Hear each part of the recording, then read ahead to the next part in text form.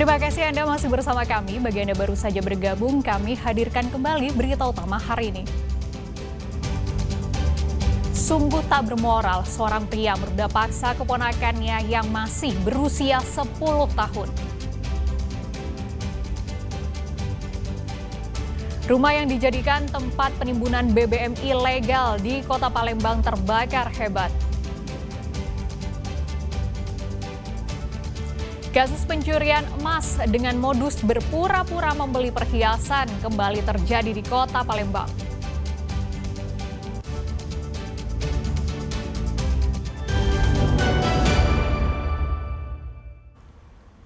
Kasus pencurian emas dengan modus berpura-pura membeli perhiasan kembali terjadi di Kota Palembang. Seorang perempuan kedapatan terekam CCTV menggasak perhiasan emas seberat 8,96 gram.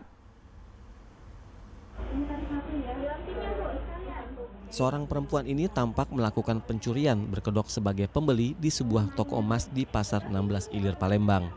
Awalnya pelaku berpura-pura memilih perhiasan emas. Kemudian ia mengalihkan perhatian karyawan toko dengan meminta perhiasan yang lain.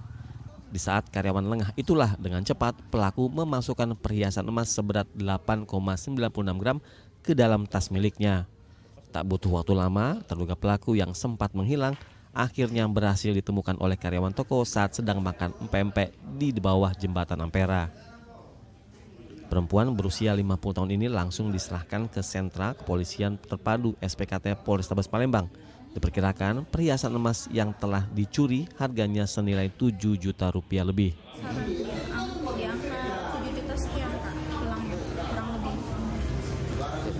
Jadi posisi dia sudah ngambil emas itu kemana? Dia keluar dari toko itu. Kita ngecek ke CCTV kan. Ceknya ke CCTV. Jadi di CCTV itu dicek di situ bahwa dia ada narik barang tapi taruhnya ke tas.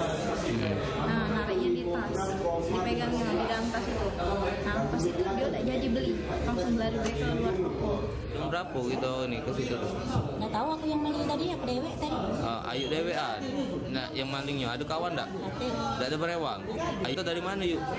Ayu dari mana asli? Dari Tanjung Rajo. Tanjung Rajo. Bukan orang Palembang berarti. Guna kepentingan penyidikan, warga Tanjung Raja, Ogan Ilir ini kini masih menjalani pemeriksaan di Unit Pidana Umum Polrestabes Palembang. Dedi Irwansyah melaporkan dari Kota Palembang.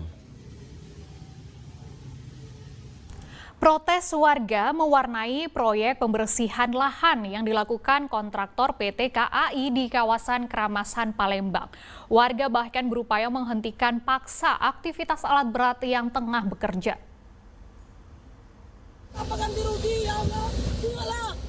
Sejumlah warga Keramasan, Kertapati, Palembang menggelar aksi protes terhadap pihak kontraktor di sebuah lahan. Tampak salah seorang warga berupaya menghentikan aktivitas alat berat yang tengah bekerja. Namun, seakan tak merespon keinginan warga, petugas operator alat berat pun terus bekerja. Alat berat itu dikerahkan untuk pembersihan lahan, sementara aksi warga yang didominasi ibu-ibu ini menolak. Penolakan ini karena lahan seluas 6.500 meter persegi tersebut diklaim sebagai milik PT KAI. Warga menolak dilakukan pembersihan lahan karena mereka belum mendapatkan ganti rugi dari pihak PT KAI. Meski sejak tahun 2023 lalu, warga dan pihak PT KAI sudah beberapa kali bertemu, namun kedua belah pihak belum menemukan kata sepakat terkait ganti rugi. Karena kami diacak-acak, belum dibayar sepeser pun. Ini jolim Pak Prabowo, tolong Pak Prabowo, ini jolim, belum dibayar semua ganti rugi. Ini tanah turun-temurun Pak Prabowo, tolonglah ini, tolonglah, ini baru tanah kami, tanah warisan kami. Semua diacak, sepeser pun tidak ada yang bayar, belum ada dibayar. Ya, Pak Prabowo, tolonglah, ini bentuk kejoliman PT KAI untuk kami warga Indonesia. Sementara pihak kontraktor mengaku tidak mengetahui permasalahan antara PT KAI dengan warga karena mereka hanya mendapatkan perintah untuk membersihkan lahan. Ada kemajuan satu. Sebelumnya ini tawar tanah sawah produktif, turun-temurun dari tahun 40-an kami garap. Ini punya almarhum orang tua kami, abah, kakek, nyai buyut, kurang lebih seperti itu. Baru 1,5 tahun terakhir tidak kami garap karena ada informasi bahwa ini akan dipakai untuk stockpile batubara PT KAI, sehingga tidak lagi produktif. Kalau saya kebetulan baru sih Pak, saya baru 2 bulan. Baru 2 bulan. Tapi nggak tahu kita mau dijadiin apa ini, nggak tahu ya. Nah itu kan, ya itu tadi yang tak bilang dari awal. Saya khusus di infra aja. Untuk apa gali lebih dalamnya lagi, mungkin bisa langsung ke pihak atas. Warga menduga lahan yang telah mereka kuasai secara turun-temurun selama hampir 80 tahun ini dijadikan proyek penampungan sementara batubara oleh PT KAI. Warga berjanji akan terus melakukan aksi protes sampai lahan mereka mendapat ganti rugi. Dedi Irwansah melaporkan dari Kota Palembang. Di tengah kondisi pasar yang tak pasti akibat meningkatnya tensi geopolitik global, para investor beralih ke investasi safe haven seperti emas. Namun aset kripto juga menuai sorotan di tengah memanasnya konflik Timur Tengah. Benarkah kripto termasuk dalam investasi yang aman? Dan bagaimana strategi terbaik dalam berinvestasi di tengah ketegangan geopolitik global? Selengkapnya dalam Cuanomics bersama investor muda Timothy Ronald.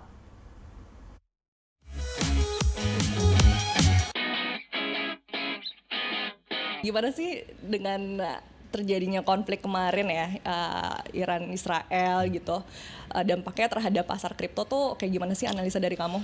Kalau dampaknya ke pasar kripto justru kemarin itu mengalami positif.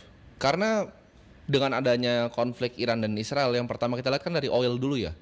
Karena sepertiga itu oil kan dari Timur Tengah, kita tahu. Kalau ada konflik di sana pasti dampaknya ke harga minyak.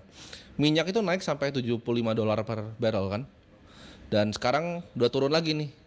Karena kemarin begitu serangan dari Iran yang ke airbase-nya Amerika di Qatar, banyak pelaku market yang merasa, oh ini sebenarnya mungkin sandiwara. Jadi awalnya kripto semua saham, semua kripto itu turun. Tapi setelah Iran serang Qatar, mereka ngerasa ini mungkin ini nggak ada perang dunia ketiga. Jadi pelaku pasar tuh ibaratnya mengapresiasi lah. Sesuatu yang dibawa oleh Donald Trump ini diapresiasi oleh pasar, dan ya kita lihat dari semua pasar sih, nggak cuma kripto.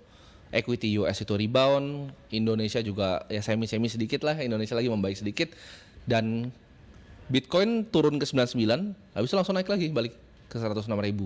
Jadi menurut saya kripto itu malah lebih kena hit waktu Trump bilang tarif dibanding konflik geopolitik kemarin. Oh ya. Betul. Dan Bitcoin sendiri merupakan aset yang menurut saya lebih kuat justru di saat ada tensi geopolitik. Ukraina Rusia dia malah naik. Tarif dia turun, tapi ketika Iran Israel ini justru Bitcoin malah naik. Oke. Dan equity US juga all time high harusnya bentar lagi. Berarti ketika US Donald Trump mengumumkan tentang gencatan senjata, ya, itu juga jadi salah satu faktor utama makin rebound gitu. Yes, menurut saya salah satu faktor utama. Apa yang menjadi concern dari konflik kemarin? Ya. Korelasinya dengan pasar kripto, pergerakan di pasar kripto ini. Kripto ini kan kita ngomongin mungkin Bitcoin aja ya untuk lebih simpel ya. Bitcoin sebenarnya kan mata uang digital yang diciptakan oleh Satoshi Nakamoto, peer-to-peer electronic cash system kan. Jadi ini sebenarnya kalau untuk saya di portofolio itu mirip seperti saya menyimpan Swiss franc atau mungkin Singapore dollar. Ini sebuah currency digital yang saya bisa bawa kemanapun, dimanapun, dan kapanpun. Nah korelasinya apa yang membuat ini naik dan turun? Menurut saya satu, konflik pasti ada korelasinya. Tapi kedua adalah M2 money supply, yaitu jumlah uang yang dicetak di dunia. Jadi dunia ini kan uang kertas itu dicetak. Makin banyak uang kertas dicetak, maka aset itu makin naik. Mau di US, mau di Indonesia. Jadi kalau kita mau lihat pergerakan Bitcoin, itu bisa dilihat korelasinya dengan M2 money supply yang beredar. Jadi jumlah uang yang beredar di dunia. Jadi kalau dunia lagi banyak cetak uang nih, biasanya Bitcoin naik. Tapi isu-isu internasional yang kayak lagi banyak konflik, ketegangan geopolitik ini, itu turut mempengaruhi turun atau naiknya pasar kripto ini kan? Betul, tapi based on riset dari Fidelity, Bitcoin adalah aset yang justru paling aman ketika terjadinya konflik geopolitik. Seperti Ukraina Rusia, Iran Israel malah naik Bitcoin. Gimana tuh? Analisnya Dia gimana sebagai- akhirnya bisa jadi paling aman? Dia sebagai hedging, karena ketika ada konflik antar negara, contohnya seperti Rusia Ukraina, rubelnya Rusia itu mata uangnya turun. Dan mereka para oligarki Rusia ini kan banyak kena sanction waktu itu sama US. Jadi mereka yang punya properti di London banyak yang disita, mereka punya yacht nengger di mana disita. Mereka pikir, oh ini bukan aset gue yang gue beneran punya. Jadi banyak yang lariin uangnya justru ke Bitcoin, para oligarki Rusia ini. Dan ketika ada konflik ini jadi justru safe haven-nya orang. Safe haven, Iya. itu pro kontra juga loh. Iya. Kripto sebagai safe haven, apalagi kalau dibandingin sama emas ya, contoh Iya. dari safe haven ya. Penjelasan kamu gimana? Emas adalah safe haven yang sudah tahan ribuan tahun dan terbukti oleh waktu kan emas. Tapi safe haven problemnya adalah emas bisa dibawa nggak? Contohnya, gue ada partner punya emas misalnya 500 miliar gitu. Ada konflik geopolitik yang dia harus kabur pakai private jet, itu gimana cara bawa emasnya? Repot sekali. Emas itu makin besar, itu butuh penjagaan. Ada Butuh emas tempat digital fisik. gimana? Emas digital mungkin dalam format ETF ya, tapi kalau digital yang di Indonesia saya sih nggak pernah beli ya digital. Karena saya suka, kalau emas saya sukanya fisik. Tapi fisik itu memiliki keterbatasan. Apakah lebih bagus emas? Mungkin iya kalau safe haven. Tapi Bitcoin bisa jadi alternatif menurut saya. Berarti kalau kamu sendiri sekarang gimana nih Bitcoinnya? Kemarin lagi cuan atau lagi Masih cuan, karena Bitcoin adalah porsi di portofolio saya yang saya nggak pernah ganggu gugat sebenarnya. Itu. Jadi saya kan punya portofolio. Nah ini kan manajemen portofolio, nggak semua orang harus di kripto banget. Investasi itu harus di apa yang kamu ngerti. Paling ngerti emas ya beli emas, paling ngerti properti ya main properti, paling ngerti bikin media ya bikin media. Investasi itu di apapun yang kamu paling ngerti. Jadi kalau saya punya prinsip adalah sebar. Karena kita nggak pernah tahu masa depan tuh akan terjadi apa. Jadi ada porsinya nih, misalnya ada US equity, ada Indonesian stock misalnya, ada Bitcoin juga di situ, ada gold juga, ada property real estate. Investasi itu harus disebar. Karena kita nggak pernah bisa timing market, tahu persis kapan hal itu terjadi. Oh saham ini akan naik dan lain-lain, itu nggak mungkin terjadi, nggak mungkin ada yang tahu. Oh Bitcoin apakah tiap krisis pasti akan naik, belum tentu. Jadi jawabannya harus disebar, itu yang bijak.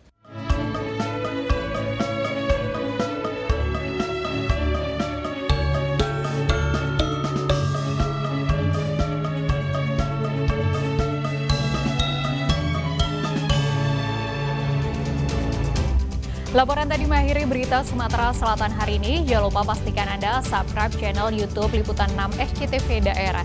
Saya Frin Mariana, pamit, selamat beraktivitas dan sampai jumpa.